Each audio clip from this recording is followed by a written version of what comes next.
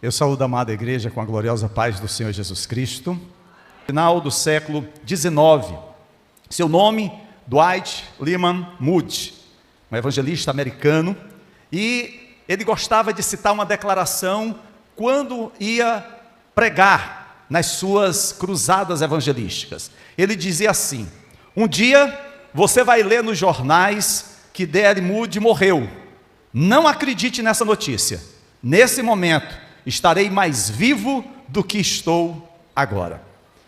Moody, ele usava essa frase para chocar o seu público com a verdade de que a morte não seria o fim da sua vida, mas apenas o começo.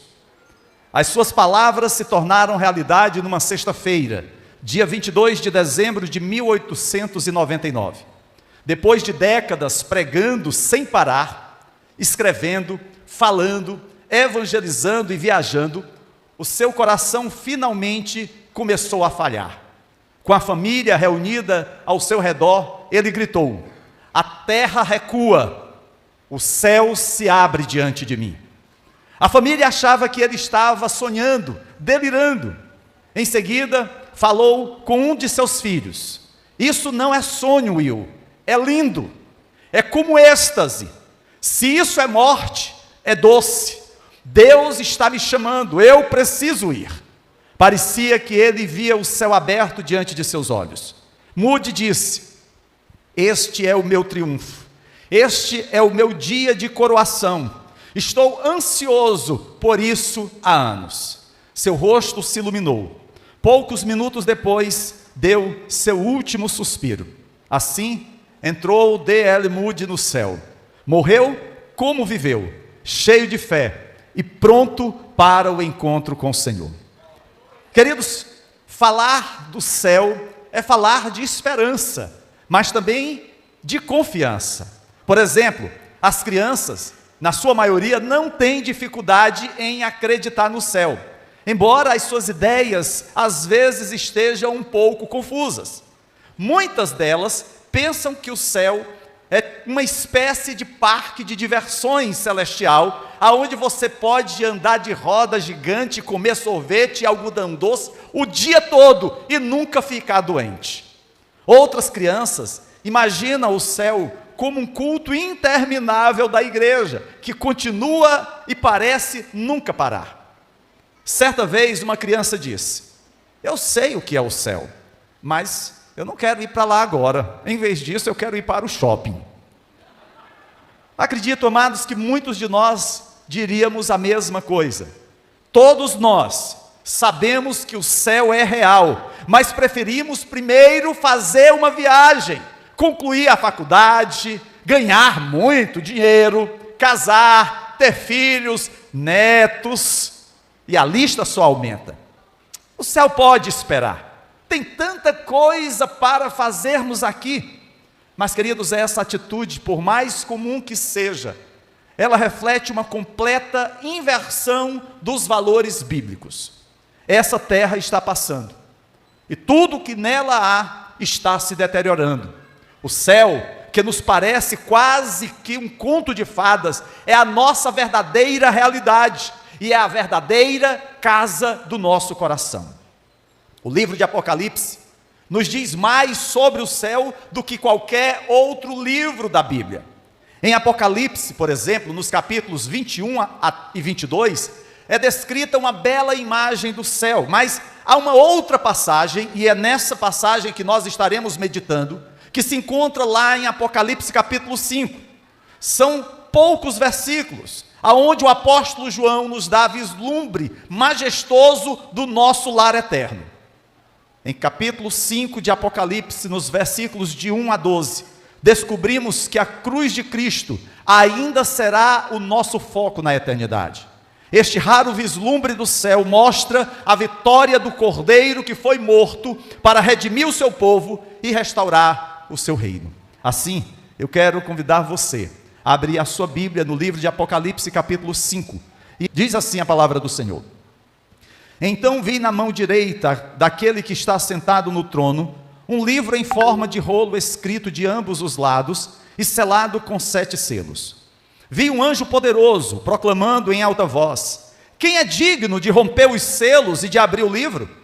Mas não havia ninguém, nem no céu, nem na terra, nem debaixo da terra, que podia abrir o livro ou sequer olhar para ele. Eu chorava muito, porque não se encontrou ninguém que fosse digno de abrir o livro e de olhar para ele.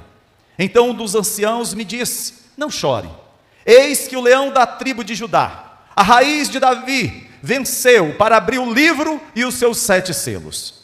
Então vi um cordeiro, que parecia estar morto, de pé, no centro do trono, cercado pelos 4 seres viventes e pelos anciãos.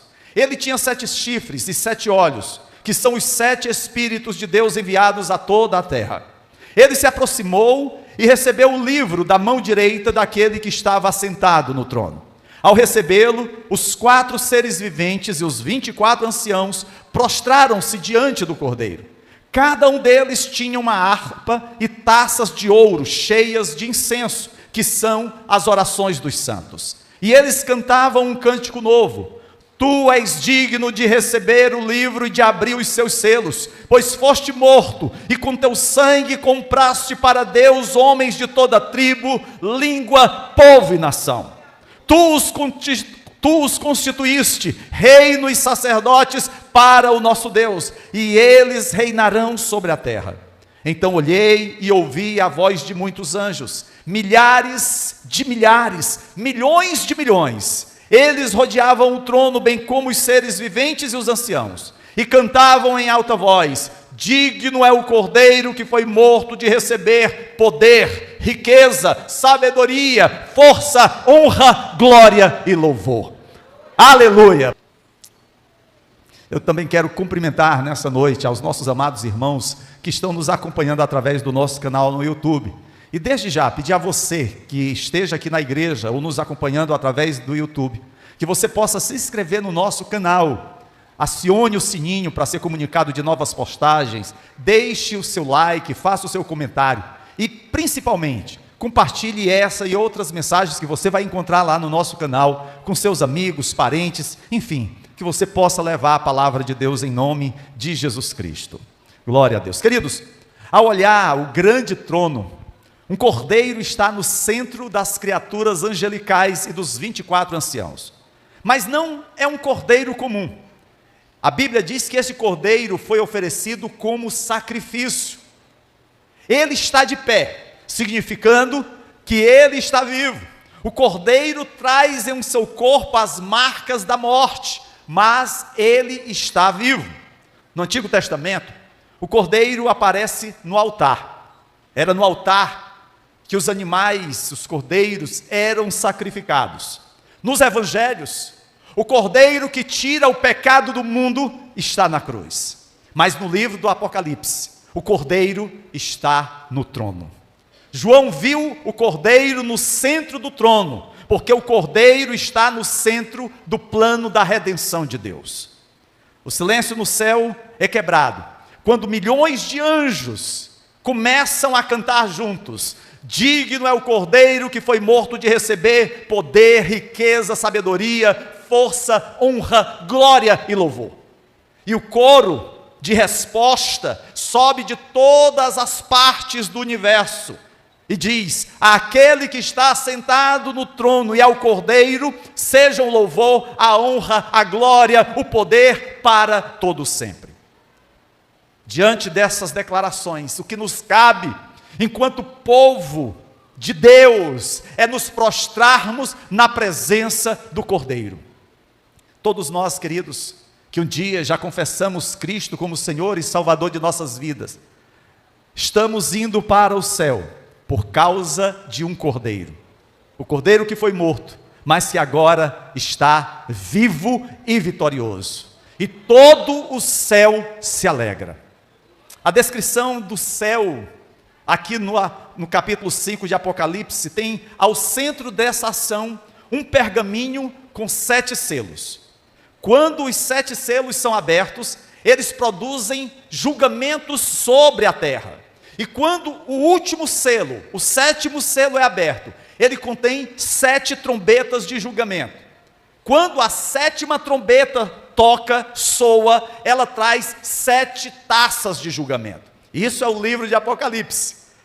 Os selos, trombetas e taças descrevem as catástrofes do fim dos tempos que virão sobre a terra, no período da grande tribulação. Isso acontecerá antes da volta de Jesus com a sua igreja para reinar no milênio. Os selos, trombetas e taças descrevem os eventos que preparam a terra para receber o seu legítimo dono. O que foi perdido por Adão, quando ele pecou, foi recuperado e redimido por Jesus Cristo.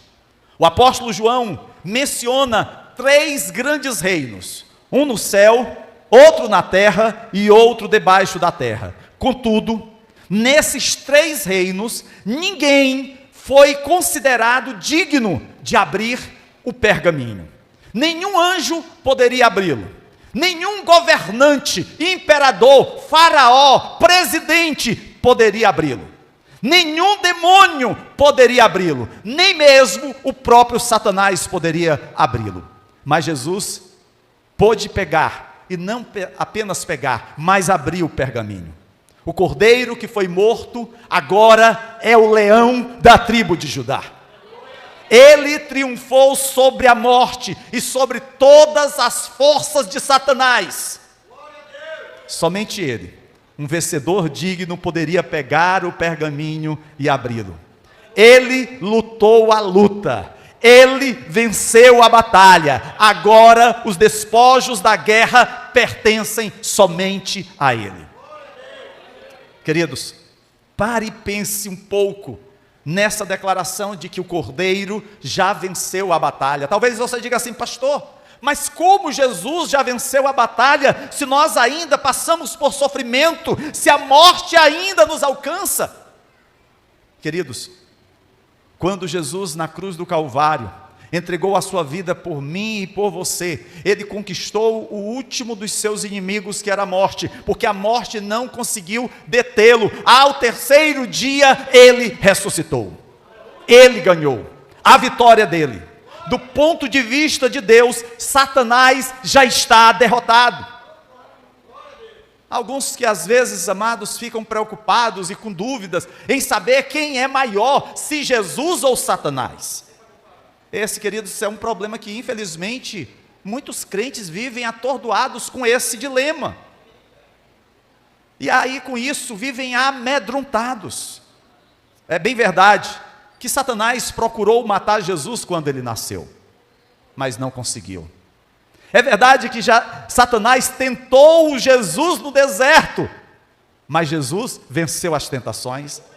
É verdade que Satanás entrou em Judas e o fez trair a Cristo, mas o Senhor Jesus tinha tudo já conhecido. É verdade que os maus governantes conspiraram contra Cristo e finalmente o pregaram na cruz, mas foi ele, Jesus, que se entregou, que se doou.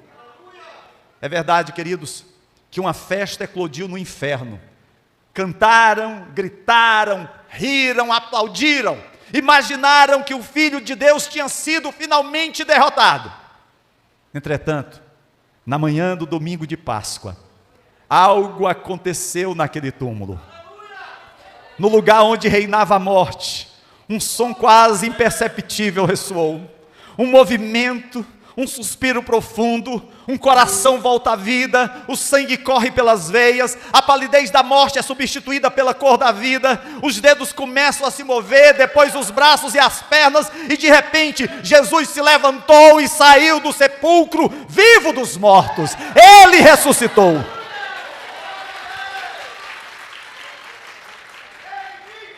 Lá no inferno, um silêncio chocante. Depois, gritos selvagens, gritos de terror, lamentos, ranger de dentes. Enquanto que no céu e em todo o universo, os anjos levantavam suas vozes, as trombetas começaram a soar, toda a criação gritou as boas novas, e o povo de Deus começou a aplaudir e a glorificar. Ele ressuscitou. Jesus Cristo voltou dos mortos.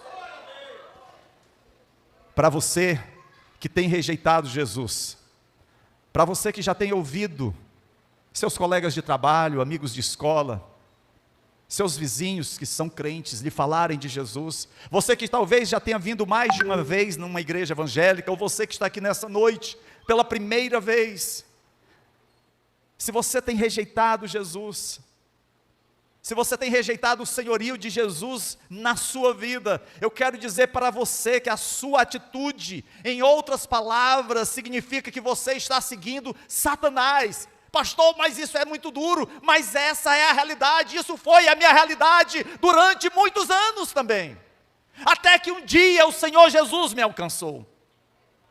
Eu seguia um inimigo derrotado.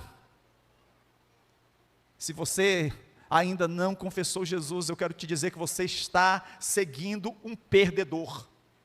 Mas se você confessar a Cristo como teu Senhor, você passará a seguir Jesus, não apenas nessa noite de confissão, mas durante toda a tua vida, e você estará seguindo o maior vencedor da história do universo. Ele é o campeão indiscutível, ele enfrentou o oponente, o usurpador, o pai da mentira, Satanás, e o nocauteou firmemente. Isso é o que Apocalipse 5 significa, quando diz que Cristo triunfou. Ele venceu a batalha, a vitória é dele, só ele é digno de abrir o pergaminho e quebrar os 7 selos. Quem é esse leão que é um cordeiro? Ele está de pé, porque está vivo, ele venceu a morte, ele carrega em seu corpo as marcas do seu sofrimento, ele não é outro senão Jesus Cristo, o Filho de Deus. Ele se apresentou como um cordeiro manso. Ele é um cordeiro, porque foi oferecido como sacrifícios pelos meus e pelos teus pecados. Mas ele também é um poderoso leão. Ele é um leão na medida em que ele é poderoso. Ele é o rei sobre todos os reis, e ele voltará para reinar sobre todas as nações. Cristo, o leão, é vitorioso, porque Cristo, o cordeiro, fez o sacrifício perfeito. O cordeiro veio pela primeira vez com humildade. O leão virá na segunda vez com poder. O cordeiro experimentou um tratamento vergonhoso, foi humilhado na sua primeira vinda. O leão virá em grande glória. O cordeiro foi crucificado como um criminoso em sua primeira vinda. O leão retornará como juiz de todo o universo. Amados, Jesus veio uma vez como um cordeiro oferecido pelos pecados do mundo. Mas esse mesmo Jesus voltará como leão para julgar o mundo e reinar com o seu povo. Você é príncipe, você é princesa do Senhor. Você irá reinar com o Senhor eternamente. O evento principal dessa passagem do capítulo 5, que nós temos lido nessa noite, ocorre no versículo 7, quando o cordeiro recebe o livro daquele que está assentado no trono. Isso sinaliza que a sua vitória está completa, e que os acontecimentos finais da história estão agora prestes a desenrolar-se. Deus, deste ponto em diante, o cordeiro está no controle de todos os acontecimentos. Queridos, às vezes a gente vê algumas pessoas amedrontadas frente à violência que nós vivemos, outras atordoadas diante da crise financeira que lança empresas e empregos no buraco. Outros ficam amedrontados diante dos problemas envolvendo a moral, porque infelizmente as pessoas não têm mais o zelo com a palavra de Deus. Mas independentemente do caos que esse mundo possa ser mergulhado, o Senhor Deus continua no controle de todas as coisas. Toda a vida está nas mãos de Deus. Quando o pior acontece, quando a enfermidade nos alcança, quando a crise financeira corrói as nossas economias, quando o caos chega à nossa vida, à nossa família, à igreja, alguém poderia perguntar: onde está o Senhor? E a resposta é: Ele está onde sempre esteve, no trono do universo, zelando por cada detalhe da nossa vida. O Senhor continua zelando por cada detalhe da nossa vida. Nada escapa ao seu olhar. Enquanto o mundo parece estar caindo aos pedaços, o Senhor segura o pergaminho. Enquanto as nações se levantam umas contra as outras, Ele segura o pergaminho. Enquanto os exércitos marcham em direção ao Armagedon, Ele segura o pergaminho. Em meio às circunstâncias desconcertantes, deixe que este pensamento lhe traga esperança. O Cordeiro de Deus segura o pergaminho na sua mão. Somente Ele determina o destino das nações. Somente Ele determina o destino de cada um de nós. É nesse contexto que o salmista, no Salmo 139, pôde afirmar: Senhor, Tu tens determinado todos os dias da minha vida. Tudo, até mesmo o mal mais desprezível, está sob o seu controle. Até mesmo Satanás está debaixo da sua autoridade. Os versículos 9 e 10 contêm uma declaração de exaltação que soa dos céus aos ouvidos de todos os homens. Diz assim: Tu és digno de receber o livro e de abrir os seus selos, pois foste morto e com teu sangue compraste para Deus homens de toda tribo, língua, povo e nação. Tu os constituíste reino e sacerdotes para o nosso Deus, e eles reinarão sobre a terra. Nós fomos comprados, nós fomos alcançados para sermos reis e sacerdotes do Senhor. Quando Cristo morreu, a sua morte teve um propósito definido. O sangue de Cristo comprou uma grande multidão de homens e mulheres para Deus. Jesus, queridos, quando veio a esse mundo, Ele veio como um agente comprador de Deus. Ele veio comprar vidas. E Ele vasculhou cada tribo, cada nação, cada continente, cada país, cada estado, cada província, cada cidade, cada aldeia, subindo e descendo em cada rua, procurando homens e mulheres que Ele poderia comprar para Deus. Ele veio até você, Ele veio até mim.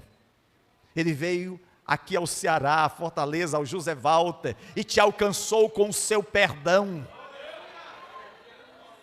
Antes, você era escravo do diabo, mas você agora é filho do Deus vivo.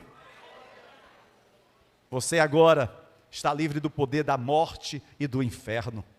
Ele comprou você a mim, e isso não foi mérito nosso, tudo foi por Ele. Ele morreu com o propósito de nos dar vida e vida com abundância. A glória do céu é o Cordeiro. Não há como se falar no céu sem falar em Jesus, pois Ele tem a sua vitória celebrada por toda a eternidade. João viu o Cordeiro no centro do trono. Jesus, queridos, é o ponto focal do céu e no centro de todas as atenções. Sem Jesus, não haveria céu algum. E sem Ele, nenhum de nós jamais teria a chance de ir morar no céu. Mas porque Ele nos amou primeiro, porque Ele deu a sua vida por amor a nós, é que nós temos agora a certeza, a segurança de uma herança eterna no céu, na presença do nosso Deus. Lá estaremos com os nossos entes queridos que dormiram no Senhor. Talvez você possa lembrar-se de pessoas tão próximas, um pai, uma mãe, um irmão, um amigo, um companheiro de ministério, que já descansou no Senhor. Sim, os redimidos de todos os tempos estarão lá. A Bíblia diz que no ressoar da trombeta, aqueles que dormem no Senhor ressuscitarão, e aqueles que ainda estiverem vivos, juntamente com eles, subirão ao encontro do noivo, ao encontro do Cordeiro que foi morto em nosso favor. Essa é a promessa do Senhor para a sua igreja. Querido, seria bom nós meditarmos em Apocalipse capítulo 5, pelo menos uma vez por ano, e assim contemplarmos as cenas maravilhosas contidas ali para cada um de nós, certamente nós estaríamos menos propensos a reclamar, a murmurar, menos tentados a desistir, a justificar as nossas falhas e falta de compromisso, menos inclinados a nos interessar pelas coisas do mundo e focar nas coisas eternas. Digno é o Cordeiro, digno é o Cordeiro de que abandonemos os nossos pecados de estimação e mortifiquemos a nossa carne todos os dias, de que paremos de acessar sites, de assistir filmes e séries que claramente vão contra os valores que o Senhor Jesus nos mandou ter, que deixemos de ler qualquer coisa que nos faria sentir vergonha se alguém soubesse que estamos lendo aquilo, de que paremos de nutrir pensamentos de orgulho, de ódio, de luxúria, de egoísmo. Digno é o Cordeiro, digno é o Cordeiro, de que trabalhemos com excelência, tanto na igreja, servindo uns aos outros. Como é difícil, meu Deus, como reclamamos, mas também não apenas na igreja, mas no nosso trabalho diário, de que não nos entreguemos à preguiça, mas façamos tudo com zelo e primor, sabendo que é para Jesus, e não para o pastor, não para o chefe, não para o supervisor, não para os clientes, é para Ele.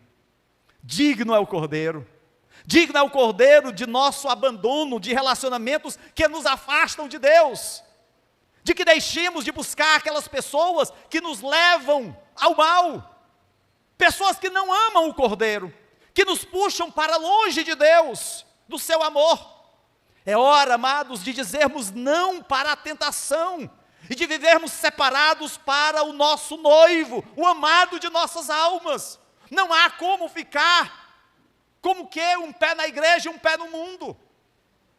Digno é o Cordeiro, digno é o Cordeiro, de que cuidemos daquilo que Ele nos deu, sem murmuração, como que olhando a grama verde do vizinho e a desejando, quando paramos de investir na nossa casa, na nossa grama.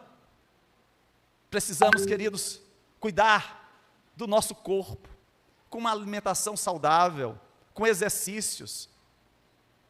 Precisamos também cuidar do nosso corpo, no sentido de protegê-lo de toques que não deveriam existir, de preservar o nosso corpo puro, independente do nosso passado, independente da raiz do mal que lhe consumia outrora. Você agora é uma nova criatura, as coisas velhas passaram, eis que tudo se fez novo. Não fique enamorado pelo passado, pelo pecado, não viva num saudosismo das coisas que te afastavam de Deus, mas contemple aquilo que Deus tem para a tua vida, para o teu futuro. Digno é o Cordeiro, digno é o Cordeiro, de que acreditemos que somos nova criatura, e tudo o que é antigo passou, de que nós não carregamos mais nossas bagagens de pecados, como se Ele não as tivesse jogado no mar do esquecimento. Aquilo, queridos, que foi motivo de tristeza ao coração do Senhor, aquilo que foi motivo de separação da nossa convivência com Deus, que tantas vezes magoou o nosso cônjuge, entristeceu os nossos filhos ou os nossos pais, aquilo que foi horrível e que trouxe escândalo na casa do Senhor. Precisamos abandonar tudo isso e saber, queridos, que o Senhor nos perdoou por completo, nos limpou por completo, e todo o mal, todo o pecado foi lançado no mar do esquecimento. Então não fique com um sentimento de autocomiseração, como que remoendo aquilo que você fez, com pena de si mesmo. Vire a página, contemple a glória de Deus e saiba que grandes coisas o Senhor quer fazer na sua vida e através de você. Lembre-se, o Senhor nos perdoou, e o seu perdão é completo. É muito diferente do nosso, que perdoamos, e daqui a pouco trazemos à tona, e passamos na cara do outro, o erro cometido. Mas Deus não age assim, Deus nos perdoa totalmente. Digno é o Cordeiro, Digno é o Cordeiro de que confessemos os nossos pecados, de que não tenhamos medo de pedir o seu perdão, buscando assim a cura espiritual e a força para vencer a tentação. Talvez você esteja lutando com uma tentação, talvez você esteja lutando com um pecado, e continuamente você tem colocado isso diante do Senhor, mas você não tem tido forças para vencer. Você tem sido constantemente nocauteado pelo inimigo. Mas eu quero te dizer nessa noite que aquele que é digno, o Cordeiro que é digno está aqui nessa noite para te fortalecer, para remover tudo aquilo que o inimigo tem te acusado.